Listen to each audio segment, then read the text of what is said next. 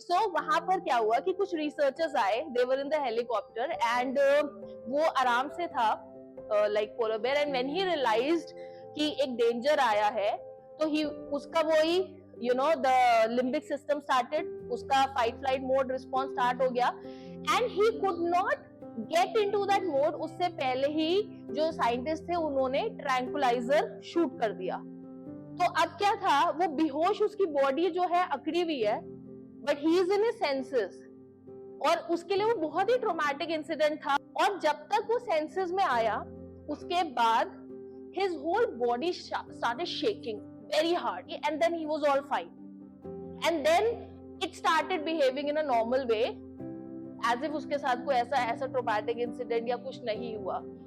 Why this happened?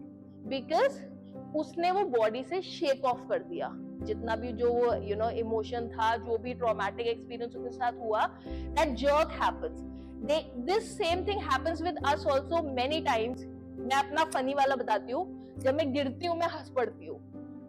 Sometimes it happens you hit and a laughter comes out, or maybe you shout, so ये क्या है, ये immediate reaction body के आते हैं to remove or to shake off that emotion out of you। पर हमारे जो कॉर्टेक्स वाला ब्रेन है, हमारा थिंकिंग ब्रेन, वो बहुत चालू है।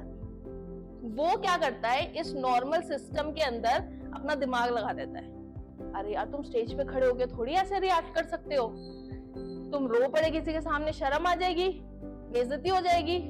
तो उसने सोचना शुरू कर दिया, अब वो थॉट्स आने लगे, वो स्टोरी बिल्डअप होने लगी, एम्बैरेसमेंट की फीलिंग आने लग गई। तो हम वहां पे जो हमारा रोना निकलना था उस इमोशन को रिलीज करने के लिए, वो हो नहीं पाया। अब वो हो नहीं पाया तो वो बॉडी में ट्रैप हो गया।